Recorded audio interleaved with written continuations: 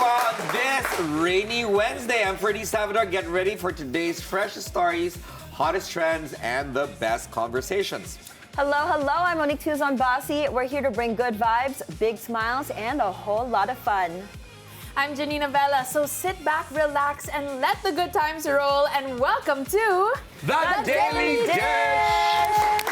We're going to give you an hour of solid discussions with our guests and tackle interesting stories that matter to you. Yes, so guys, before we start on our interesting banter, we heard you, our regular viewers, and we want to send our love to the Cardinal Santos Hospital staff members, and of course, that's specifically Dr. Marivic Cadag, Dr. Luella Santos, and nurses Ashley D. and Mina Villanueva. Thank you so much for the love and always watching us every day. Yay, thank you. I'm glad we keep them entertained while at work. Yeah, they're so sweet.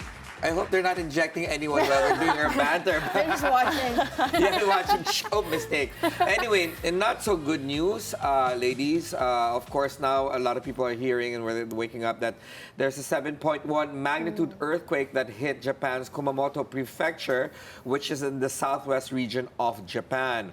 There are 13 already confirmed dead, and a minor magnitude also hit us today. But Japan, we've seen a lot of malls collapse. I saw the Aeon Mall collapse, which Yeah. is one of like the famous malls in Japan, and they have Yes. it in like every province there. But that's so sad. Yes, and there's also an ancient castle that's been damaged. And countless homes. And that we're seeing now that ancient castle that's been damaged, and I hope that there's no more injuries or casualties. But there will be definitely aftershoots as we all expect. And they had a tsunami warning shortly after, but they lifted it after an hour. So thank goodness there was no tsunami. But they actually released some footages of like the dash cams, some body cams that people had when the earthquake was happening. And it looked crazy. Like it looked like you took your camera and just went like this. Yes. Like it was legit. Yes, and there was also bridges that got damaged, and but you know, in Japan structures, their disaster preventiveness Yeah, they're built to very withstand well. that. So, but also unfortunately, there's also another earthquake that hit the southern part of the Philippines in Surigao del Norte, specifically Burgos, which was if I'm correct, 5.1 earthquake. We hope that nobody got hurt there. Please, if you've got reports, send them over to us. But we're definitely going to make sure that our reporters and our news feeds are on these stories. Yeah, so stay tuned to the BNC channel to make sure you check on live updates. Yeah, but better news, I saw my dear Carlos Yulo in the 2026 sauna. Your pics look so cute, by the way. Yeah, I made him stand one step up, so we're the same. I love him so much. He's so cute, right? Yeah. So He's the sweetest guy. super. And, he's been here, and his girlfriend have been on the show as guests before. But I asked him, hey, so, why were you invited? And, of course, he was so coy about it. He's just being grateful for being there. But I think the president invited him. And I'm sure if Alex Ayala was here, She would be invited he as would well. have been, she would have been there as well to promote sports in the Philippines, which is amazing. What's our hashtag for Carlos and Alex? Iulo. Iulo. It's We have a new hashtag. Iulo with a very strong hashtag. Well, speaking of our girl Alex, she killed it Yes. at the Mubadala DC Yes. Open. She beat Zheng. Now she's gonna go to the second round, and she's playing with a fellow Filipina, Yes. Canadian Filipino, Leila Fernandez. I'm excited to see that. This is the first time they're going head to head. Okay, Janina, this is like Pinay versus Pinay. I know. So I don't know what's happening. I'm torn. I'm super torn. My dad sent me her interview, her post-game interview, and she answered very well. Alex Ayala was asked how does it feel like having fans all over the world, and she said, I want to rephrase the question and say, how does it feel being Filipino? I love But that. I wonder how that will translate when you're, But going I wonder if her head-to-head. mom is going to make. Going back. I mean, what is but dishes. Food is also how to be a Filipino. Remember how the mom of what's her name, the one that she's going to be, Leila Fernandez. Leila Fernandez made pancit or adobo was it for Alex Ayala. I wonder if she's going to make food for both girls. Let's find out. The content might be very good for that moment. Yeah, It could be a whole girlhood sisterhood I moment, know, and I'm I'm here for excited. it. We should have watch parties for that. I think we should. All right, ladies and folks, today on The Daily Dish, we will have original Filipino music, OPM, super icon, Kuh Ledesma, my personal favorite. And we'll also speak with the producer, director, and manager of OPM Friends, Anna Ylagan. Yes. We're serving you all that and more on The Daily Dish. Woohoo!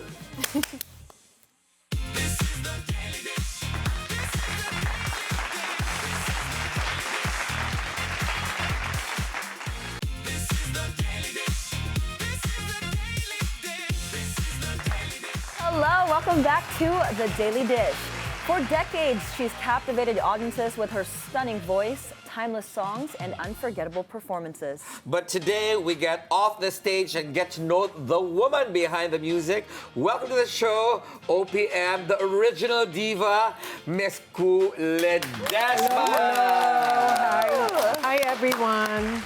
It's such an honor for us to have you as a guest here today. Of course. Well, I'm very happy to be here. First time na makakaharap ko yung mga bilyonaryo. Actors lang po kami. You're the real one. Let's go. Yeah, actually, I am. Yeah, see? Kasi yung tatay ko mayaman. Yeah. Love So it. we're sitting in front of the real Bilyonaryo. Let's talk about that because we were checking out how you came about into the industry. You came from based on our research, middle class family. Please correct me if I'm wrong. And I read about your mom, and she was the breadwinner of your family. Oh, yeah? How was that growing up with her? It was good that we were middle class. Even you can even say a lower middle class family because we were 4, and my mother had 2 jobs just to make ends meet. So it was a good thing because then no one was spoiled. I mean, there are rich families where hindi nasuspoil ang mga anak. Thank God for that. Yes, but kami, it was good. That, but we were all dreamers. Yes, and then of course, since your mother played that role, apparently it made you frugal because Yes. you also became the breadwinner for your siblings. Is that Frugal correct? might not be the right word. Mas maganda yung ang frugal kasi iba sa what is that other word? Yung parang Matipid? prudent. Prudent. Okay. Yeah, better word than frugal. But my mother was the one who was such an encourager. Yeah, she had dreams for all of us. But especially for me because she saw that I would sing from time to time, and she would always say, "Oh, one day you will make it." She even said, "Maybe we should approach your tita Elvira, who's the mother of Johnny." Yes, Johnny Elvira, Manahan. Yes. And I was very shy about that. So that didn't happen. So it was really the Lord that orchestrated the whole process.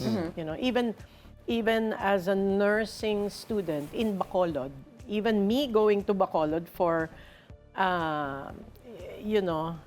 my scholarship in nursing, it was all orchestrated that I would meet people like Jet Montelibano, who became later on a part of Music and Magic, yung ganon. So you mentioned you did nursing school. Nursing, And yeah. your mom really told you, no, you should pursue nursing because that's where the money is. But Yeah. then she knew The you dollars. could sing. That's where the Yeah. dollars is. But she knew you could sing. At what point did you decide to drop nursing and say, no, I want to be a singer? Well, before my mother, went to the US, I started singing already as one of the backup singers in Ensalada. That was my first band.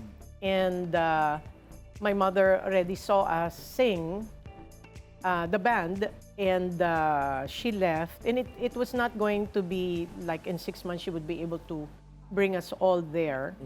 But because of that, things just developed. And then I moved to another band, and then I put up the Music and Magic. Correct. So the rest was history. Sabi ko, kakanta lang, mas madali ito. Was it an uphill battle for you to enter show business? No, it was quite easy because of Jet Montelibano, who was one of the, lead singers of Ensalada. And he remembered me. And there was one girl who was going to leave Ensalada, and he said, "Why don't you audition?" Now I want to eat. She said ensalada. I know, that's what I was thinking too. I want And she said ensalada. bacolod. Now I want to eat. I was thinking maybe I'll eat like seaweed. But, not everybody has it easy just like you did. I'm sure you had your challenges as well. But were there moments where you wanted to quit music and say, oh, shucks, maybe I should have just done nursing instead? No, never. Never? Yeah, no, never. It was really fun for me. The first salary I got was 50 pesos a night. And we had to stay till 2 in the morning. Puyat na puyat kami, But we didn't even complain about that. Kasi enjoy lang kami. But you wanted to pursue fine arts.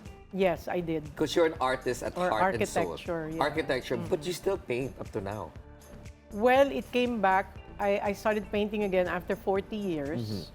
Being in the business. And then I started, I studied Bible.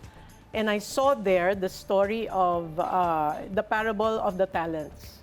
So some were given 5, some were given, 3, one was given 1.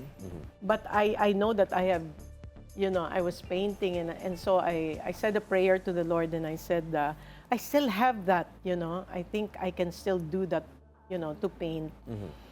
And I started praying about it. I said, but what am I going to paint? Because dati, when I was in high school, I would just basically copy, And I said, I don't want to be a copy. So started praying. It took me 2 years.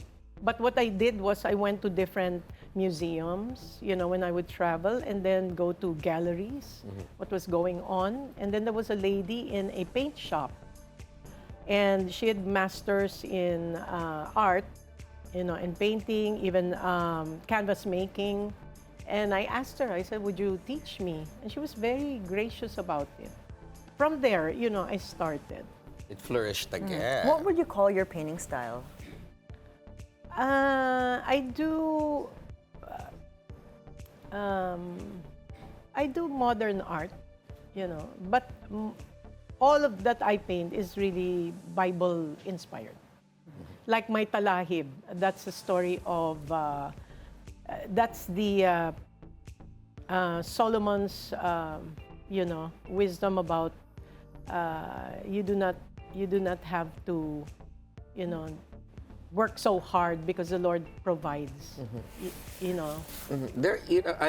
our conversation, there's a lot of references to your faith, the Bible. Okay.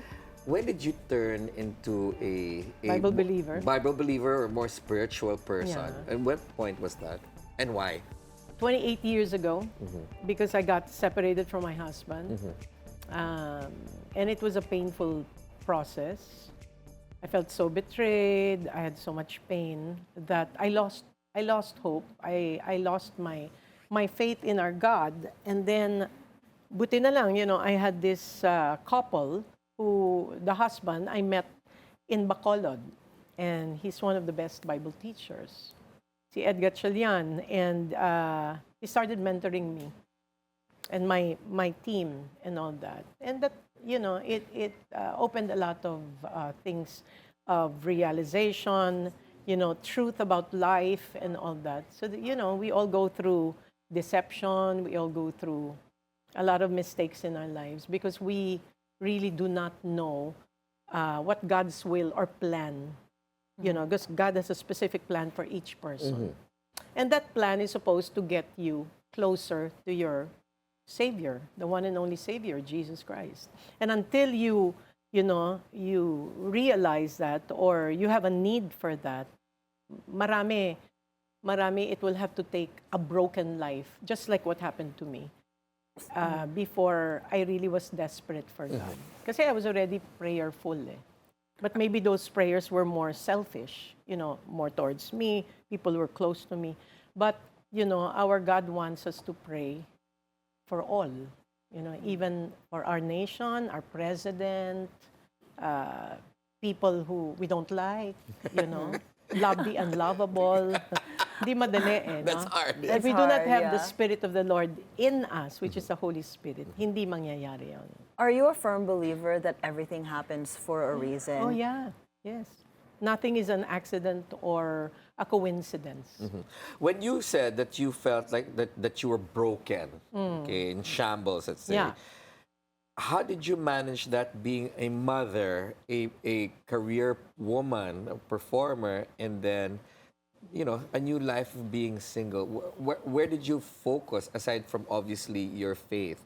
Which one did you choose to concentrate on? I did not lose anything. I mean, I didn't stop, doing business, the Hacienda Isabella. Yeah. I didn't stop building and dreaming just because, I was broken. I'm a fighter. I'm a survivor. Living a life the way we did, kaming magkakapatid, that helped a lot, I didn't get depressed or anything like that. I was in pain, I was crying and all that. But then, after 2 weeks,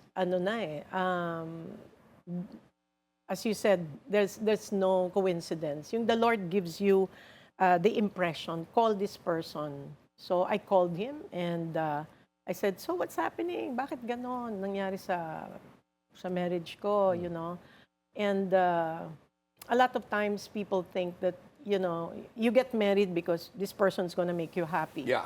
But actually, I focused on the physical more than the spiritual side of the person. Kaya tuloy, masyadong naging karnal. It's all the flesh. O magaling humalik, matipuno, guwapo, may kaya naman, But the baits. But yes, but then that's all deception eh, 'di ba? Kala mo okay na kami, pero ang hindi mo, what you didn't look for is, which is so much more important, is the heart of the person. Yeah. May takot ba yan sa Diyos? Oh, wala. Mahal Yeah. ba niya ang Diyos? Ganun. I want to go a bit lighter now Yes. and ask you, is Wag, there like... sayang. We're Ay, you want, talking sige, you want no. that? Pwede naman. I want to know kasi Yeah. what you do before you perform on stage. Do you have like a weird ritual that you do, a non-negotiable that Outside you of always have to do? practicing. Yeah, outside of praying. No, it's actually a prayer. What I do is I say a scripture. So if I feel a little bit, hindi naman nervous, pero parang, sometimes, alam mo yung demonyo, papasok yun sa utak mo, and then he disturbs you, no? So what I would say is, Lord, you did not give me a spirit of fear or timidity, but of power, love, and a sound mind. And then you're Ganon. on. Oh, yeah. But you know what? I want to talk to her because I've been to your beloved Hacienda, Isabella. Okay. And I'm still wanting Isabella, to go there. Yes, and I've been there for several weddings, one of which is your nephew, Marco, and Oh, Giselle. really? Oh. And why did you build that place? Is that your happy place? Is that your paradise? Well, no. As a child, I like, I wanted to really have a farm. Kasi I like trees, and I like fruits. So, ganun lang. It was a childhood dream. And manifested and realized. Yes, yes. So it grew because when I became a Christian, I realized that, it's good to have a place like that and still be able to run it as a business and be able to share with other people, so that it sustains itself. So when people go there, what do you want them to feel when they're at that destination? Oh, And I want especially them with to the food. find peace there. I want them to feel the Lord there, and to give me time so that I can share Jesus Christ with them. So you're always there. I live there now. So Yeah. it's not open daily to the public when they want to go and check We out? will be opening actually, kasi right now we are constructing other things in the theater, in the cafe. So it's by appointment actually. Okay. Do you cook? Reservation. Oh yeah.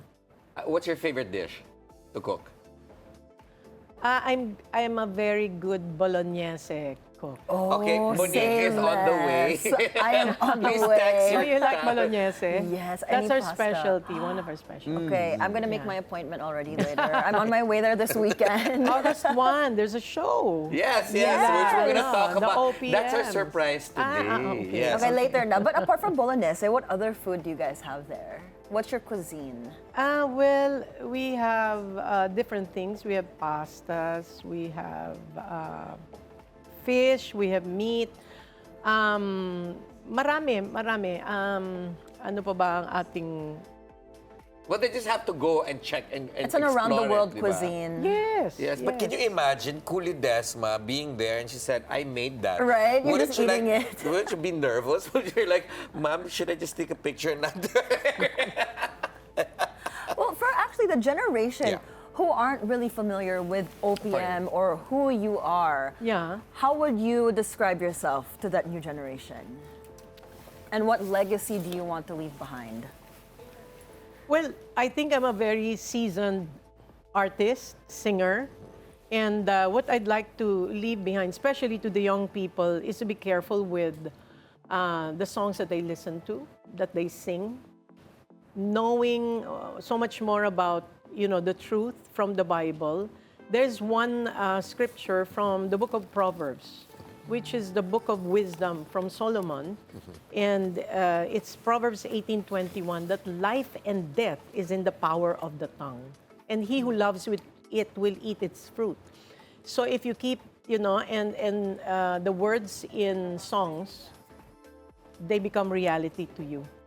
So it gets kids in a lot of trouble, actually, because they imbibe it, they bring it into their spirit. Yeah, because a lot of the songs now have like bad words, different Yeah. words, and they don't know. It's a different value system.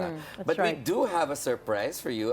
One of our writers / producers, Jerome, Okay. actually is a collector of, memorabilia. All right. And look, Yes, Gosh. he brought remember these. this? Yeah.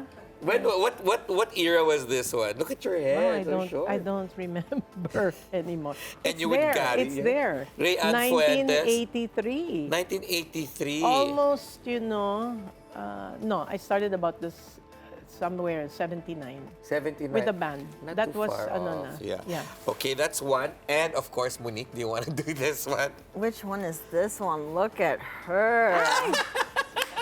I don't want to be in the same frame as her. No. Kaya naman. That's a picture I didn't like. You don't like okay, this erase one? it. We're Okay, sige, burning wag it. na. We are Okay, burning it goodbye. right now. Sorry, Jerome, it's gone. Diba, tayo, when we put makeup on, diba, we have to shade our nose. If you don't, it looks like that. So because that picture, they forgot walang to shade her shade yung nose nose. ko. I will look for the photographer. And then later on, they would shade my nose so it looked beter. People kept saying now, inayos mo ang ilong Nagpagawa mo. ng paritox. Yeah. It's just the contour, guys. Yes. One last one. One of the Oh my movies that gosh, you I don't did. have that. Oh, Ay, there's two. But wait, there's more. There's more, yes. But this is one of But the best movies. I'm not in that You're not? picture. I'm not in the picture. Really? No. Jerome, we've seen. I had a very small part. But still, That at they least he blew my knew that head. you were still part of this. You're here though somewhere, We hiding. will look for it. All right. It'll be a puzzle. We are going to talk with you a little bit more, but we have Okay. other surprises for our viewers. And right. see you in a bit. Stay with us here on The Daily Dish. We're up next. We'll have OPM Friends producer, director, and manager Anna Ylagan joining us with the Kuh Ledesma. Don't go away. The Daily Dish will be right back. Okay.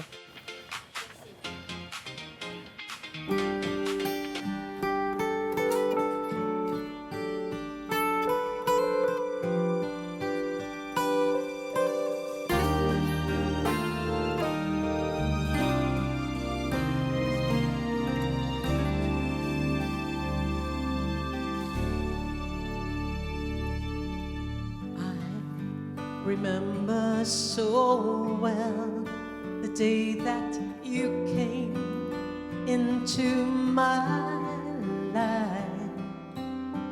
You called out my name. You had the most beautiful smile. started to change. I'd wake up each day feeling alright with you right by my side. Makes me feel things will work out just fine.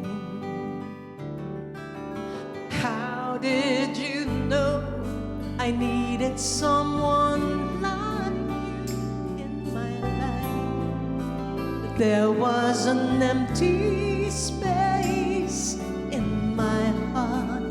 You came at the right time in my life. I'll never forget how you brought the sun to shine in my life and took all the worries and fears that I had. I guess what I'm really trying to say, it's not every day that someone like you comes my way. No words can express how much I love you.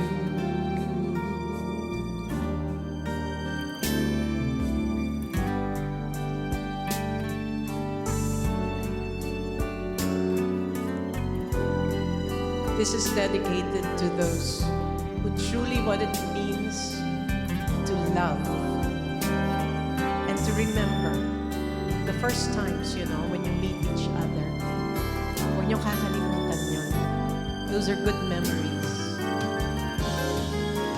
How did you know I needed someone like you in my life? That there was an empty space in my heart. You came at the right time in my life.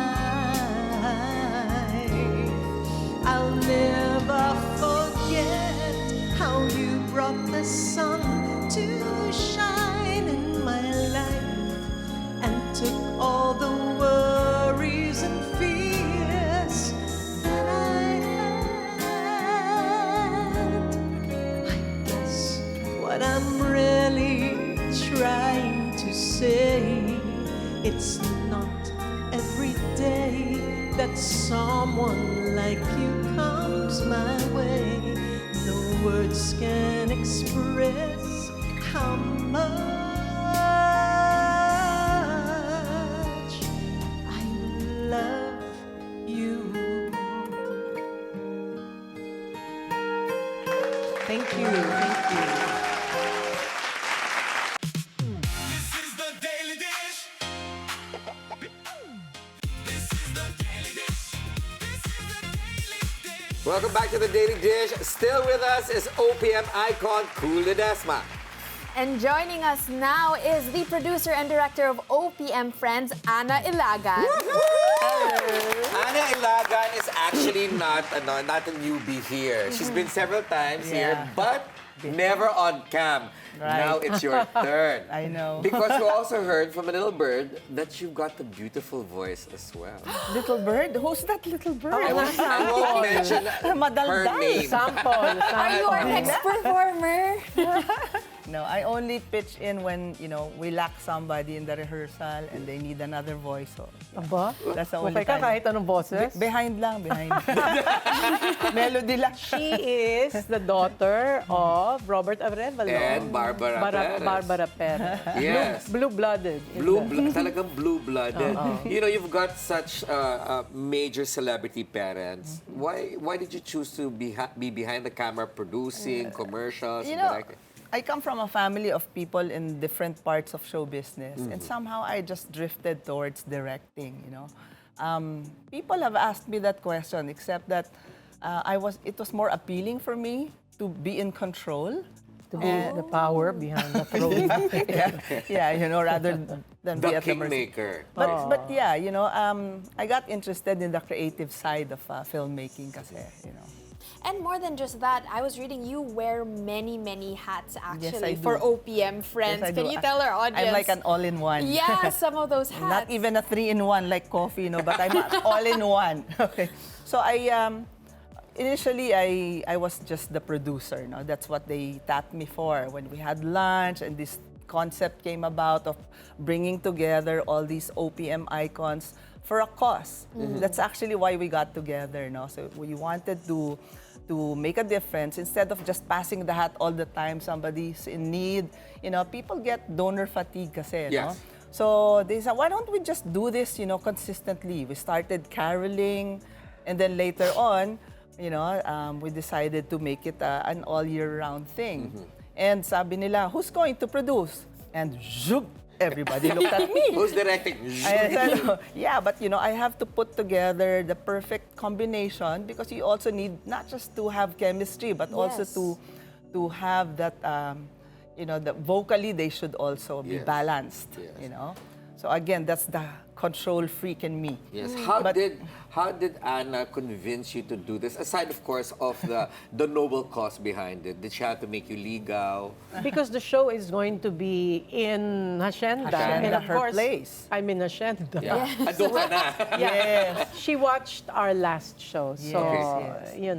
So I wanted to. I've Actually, we always wanted encouraged see her it, to bring the OPM Friends Yeah, there. and I've always wanted to see Hacienda. I've heard so much about it, and and I said, okay.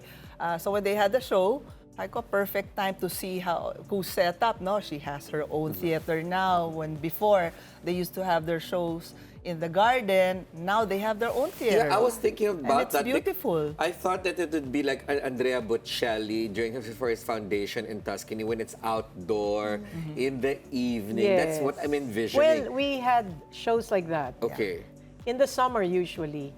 But then, because, we had some where we already put up our stage there, our sound system, and it suddenly rains. Yes. Even when the weather forecast was good, So I put up a theater for 300 people. Just like that. Yeah, so I just thought about theater. Put it up.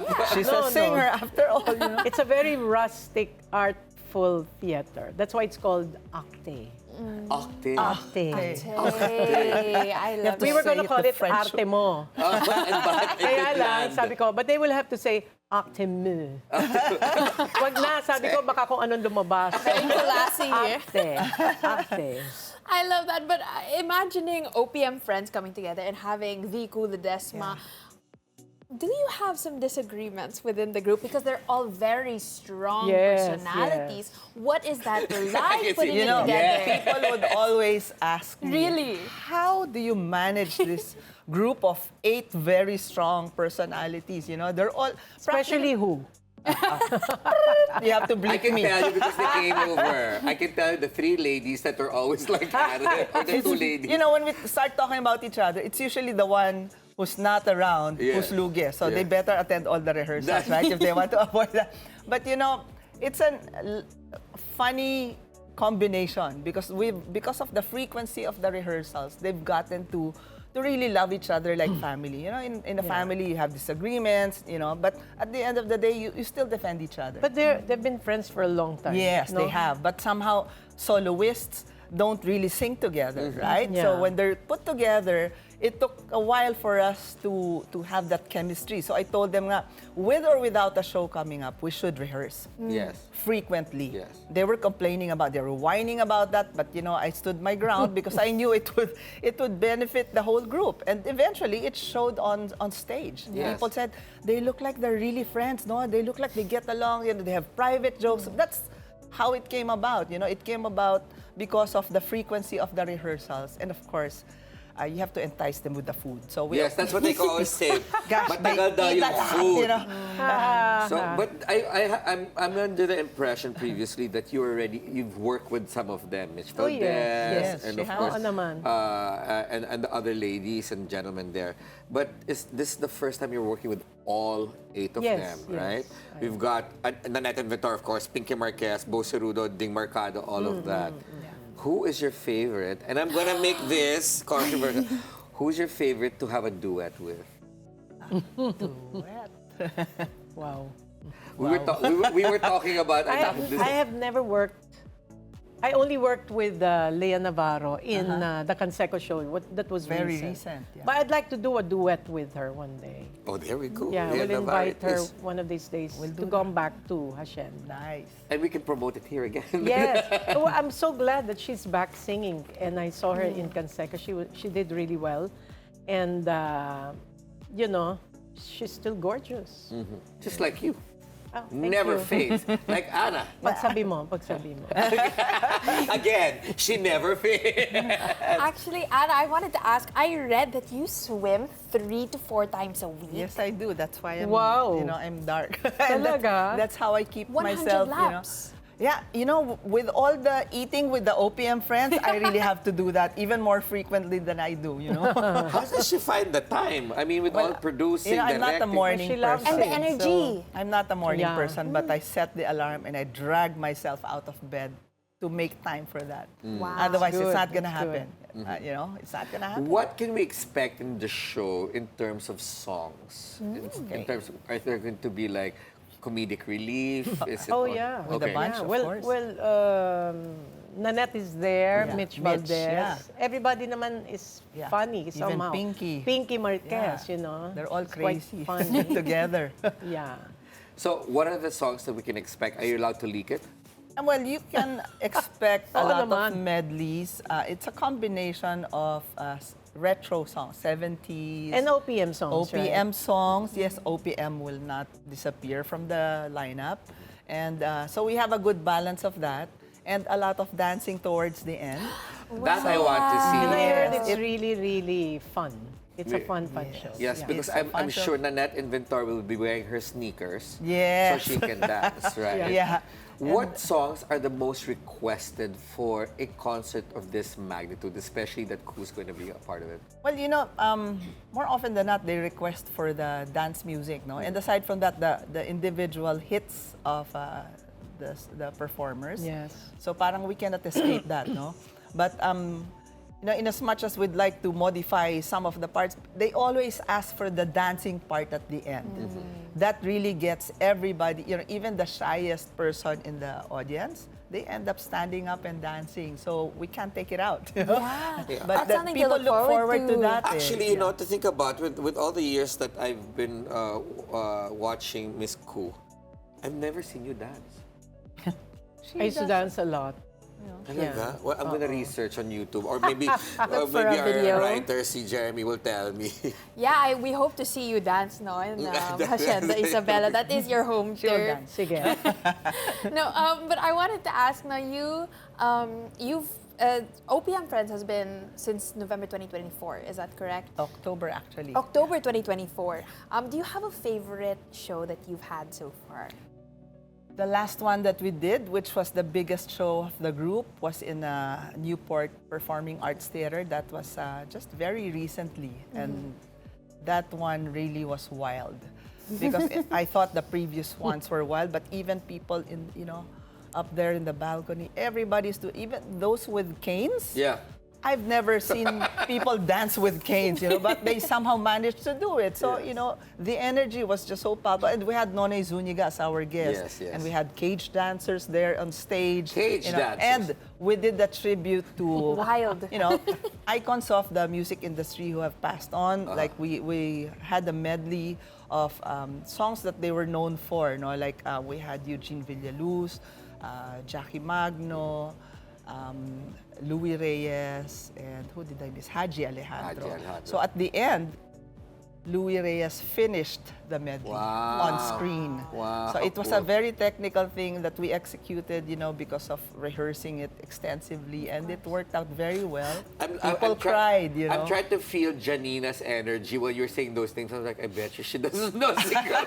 I love it though. I'm here for the energy. I'm sure it was wild. Surprisingly, the young people in the audience who were literally dragged by their parents to Yeah. accompany them, end up having their pictures taken with the Wow. performers after listening to them and watching them perform. So that I get a kick out of seeing, young people like that Talking enjoying about, the music. bringing the younger generation, bringing their parents Yes, or their, yes. their other elders in the Right. family. How many are you expecting to attend the concert? What's the capability of the The venue? theater. The venue, we've actually adjusted some of the the ways to go to the theater. We've made it easy for Accessible. accessible for people who are in wheelchairs. There are people who really come Yes. sometimes in wheelchairs. Not many of them, siguro 1 or 2 every time, but we have to accommodate. Of And course. it can be filled up to 300. To 300. Now, you know? Okay, but of course, I'm sure at this point you're already sold out. Will there be are you planning to Meron do a pa second naman, one? meron Meron pa naman. In Yeah. the same venue? It's out In of the town, same- remember? Yeah. Yes, You know? let's talk about that. How to get to Hacienda. Waze is the Easy, Waze. Just Waze it. Yeah. Waze it. But there are now bypass roads from Calax, to the south, di ba? And then bypass road. The Waze will get you there. Yeah, kasi I want to demystify it because they say baka, it's too far for them, but it's a nice journey. Yes. And what time does it start? 6 p.m. is the buffet. Okay. There's food! Can you imagine? Oh, I forgot to mention that. Yeah, there's Masarap ang food ng Masarap ang Hacienda. food nila. Hindi pwedeng hindi. Yeah. And then 8 o'clock is the show. Yeah. After the concert, we still have pang merienda at night. Yes. Yeah. Oh, pwede sa mag-overnight. Yeah. Don't you have accommodation? Marami Yeah, nag-overnight. they're They have doing 70 rooms, yes. correct? You have 70 rooms now. 85. Na 85 na pala, it We do grew na. team buildings. So, Wow, I haven't So been it there grew in na a to long 85. time. everybody, team buildings at Hacienda. Yes, let's promote that. Let's see Miss Kuh Ledesma in her element there. Beautiful rooms too. You know? Really? Yes, it's Oh a my- beautiful complex. So for those that are now educated on how to get there, and then they have the know-how that there are rooms available, it's accessible for those who are not so ably whatchamacallit, or in wheelchairs. Oh. May buffet pa, may pa-merienda pa. So what's stopping you from Pwede going? pa mag-overnight. And the OPM Friends Yes, with of course. Miss Kuh Ledesma this 1,000 time. It's per going know? to be a very special show. Yes. What are you looking forward to for the show? For the show, actually, more than my songs, it's really spending time with the OPM guys, you know. Kasi mahal ko silang lahat, Yes. you know. I love being with the Pinoy artists. She's always been asking me to bring them over because they're her friends. And she's, I want to bond with them. I want to see Yeah. them. So, that's really Giving one them a of the- good time. I love it. I really want to see and watch the concert. Why Janina, don't you guys come? Definitely, I'm going August 1. I'm going to drag you there so that now me you up. can Yes, see so you can relate. who they are and Correct. what their names I'm are. so That's right. excited. Yeah, Yes. that would be so Correct. fun. I'm sure you'll have fun. I promise you will I have believe it. Anna, please invite our viewers to come and watch the show. Okay, so we haven't been performing in Hacienda Isabella.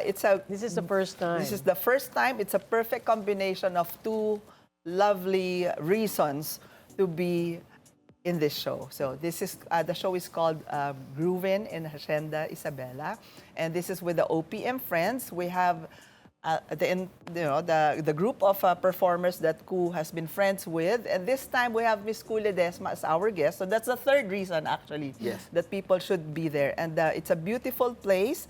Hacienda Isabella is worth the trip from Manila.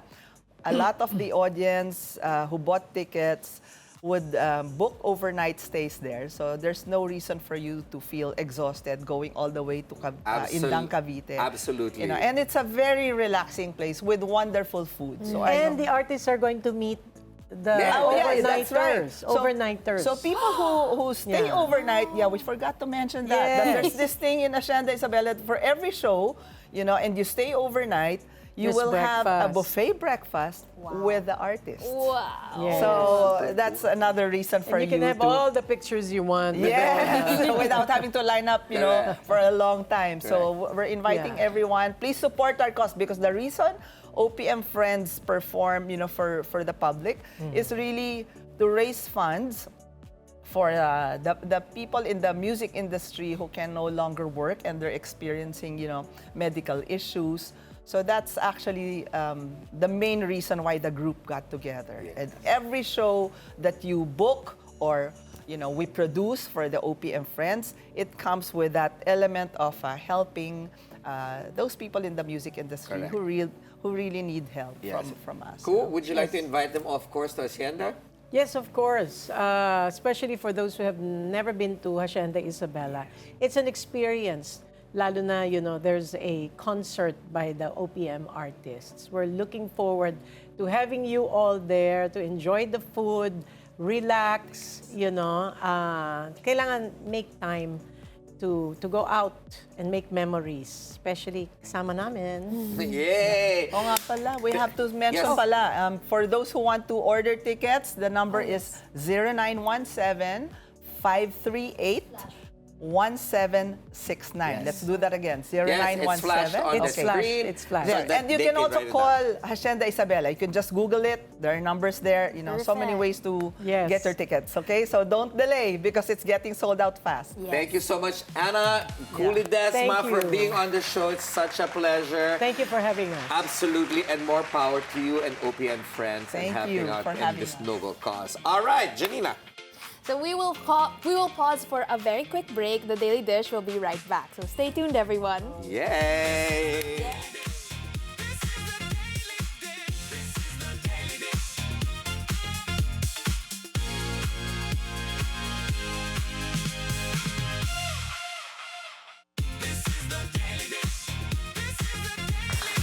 All right, folks, tomorrow on The Daily Dish, we'll speak with Studio Matisse co-founders Laia Quiroz and Michelle Ko. That's it for us today, Wednesday. Join us again tomorrow for more Real Talk. A lot of spilled tea. With Zero Filter, I'm Monique Tuzon-Basi. Anytime is a good time because it's always more fun with us. And I'm Ferdi Salvador, always on top of the news and stories that matter most. Midday Report with Mai Rodriguez is up next. Stay tuned to the Bilyonaryo News Channel. And I'm Janina Vela, and thank you so much for making us your lunchtime companion. And that's The Daily Dish. Serve in Hacienda, Isabella! Hi, Kuya Dizzy. They're watching us in